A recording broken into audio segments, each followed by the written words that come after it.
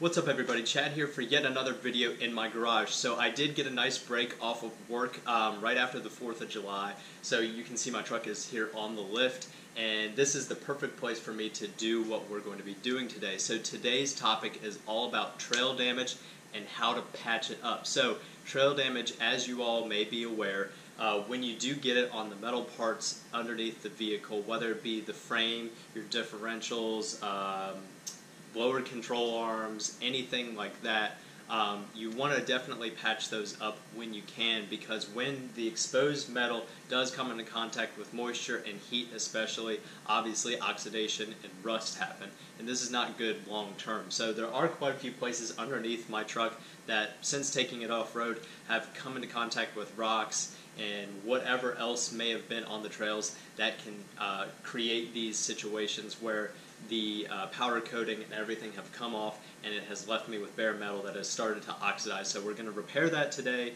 and cover it up with some different products that I think work really, really well.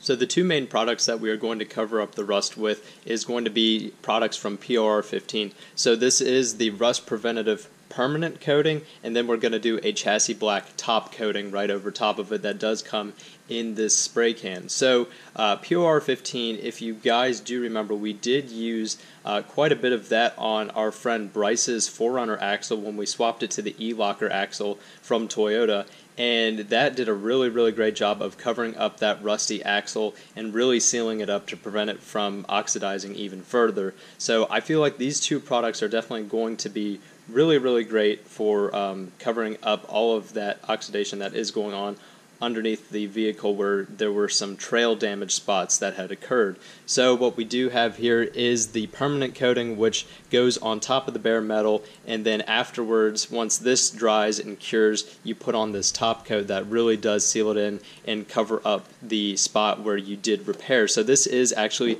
the clear color, so it is going to go on clear, but the way that we're going to clean it up really, really well is by putting the chassis black paint on top so it matches everything underneath the vehicle. As you can see on this passenger side blower control arm, there is quite a bit of damage here, and I'm not exactly sure what happened here in the front portion right along here. I don't believe I hit anything at any point, but it definitely looks like it got chipped up. Maybe it was through driving, down the highway and just rocks and whatnot hitting it. But yeah, this lower control arm needs some special attention, and right before we get to covering it up, I am going to break up and loosen up some of this surface rust, and to do that, we're going to use this sander.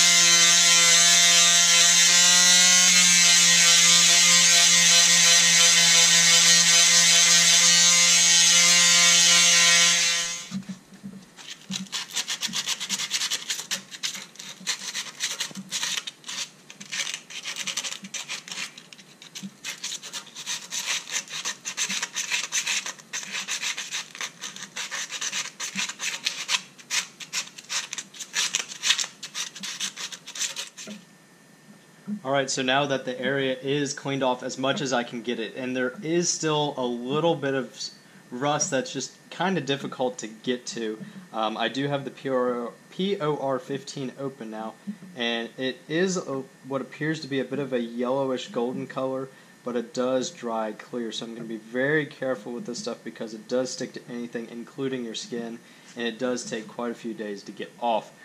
We did experience that with Bryce's axle, and I'm going to just apply as much as I can with this foam brush. And POR15 recommends that You let this first coat cure, which could take anywhere from 2 to 6 hours. But to be safe, I'm going to wait until a little bit later today because it is later in the evening now. I do have some dripping, that's okay.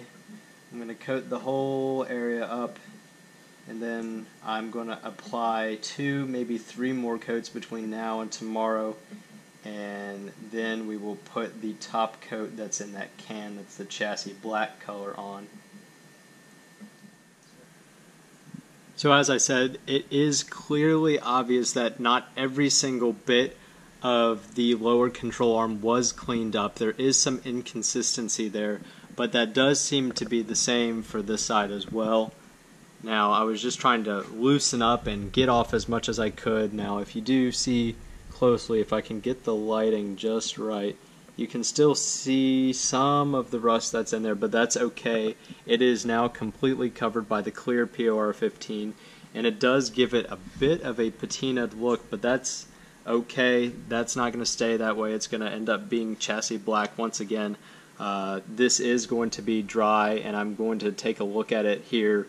Let's see. It's currently almost 10:30 in the evening, so tomorrow we're going to take a look at this and see exactly what we can do as far as a second coat. Now, moving here towards the back, this is where the skid plate does reside at the rear, and what we are seeing here at this very back patch is one of the areas that had gotten hit when I got stuck on that rock before I did upgrade the wheels and tires on the Tacoma.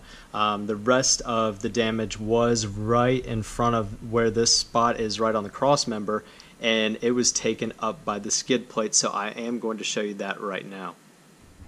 So as you can see, looking at the skid plate, it is completely straight throughout here. It may be curved a little bit just because of the wider angle going on with the GoPro right now, but you're going straight across, straight across, straight across, straight across, and then as you get over to the driver's side, you can see, wow, it got pretty darn chewed up.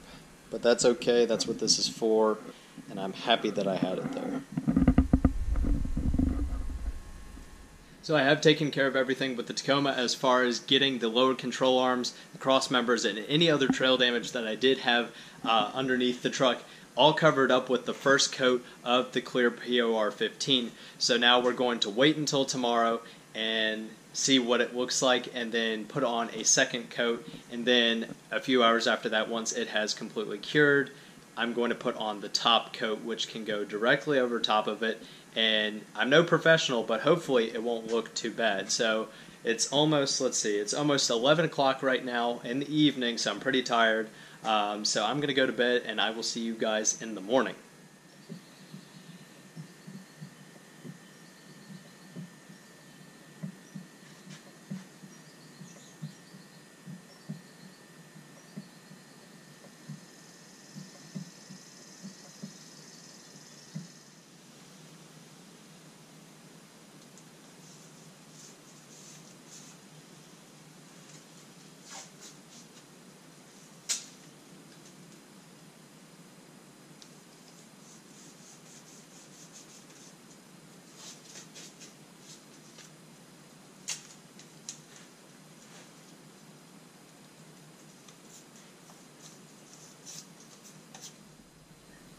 As you can see, I have gone around and taped up everything underneath the chassis here that I don't want to have any overspray getting on. I'm sure a little bit will happen. As I said, I am not a professional with any of this, but hopefully this can minimize it as much as possible and contain all of the black chassis paint that I am going to be applying to the POR 15, which has now cured and dried with its second coat.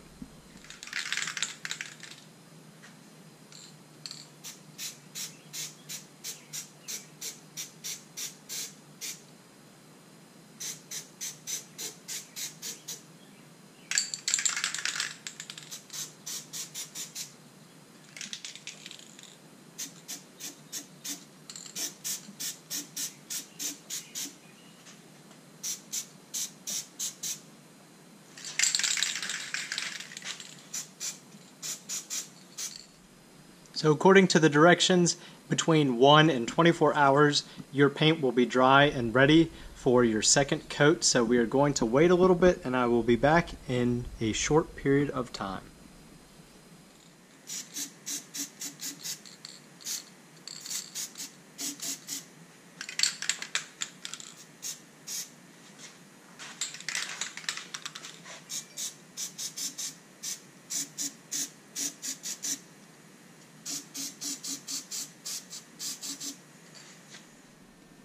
So I did just get finished up applying the second coat of the POR15 top coat. That is the chassis black color, of course, and I think it looks really good. Now, of course, it is still drying, so I am going to give it overnight to completely cure and harden and everything like that, and I'm going to check it first thing in the morning. Of course, things do look a little messy right now, but I did tape up all of the spots that I did cover up today.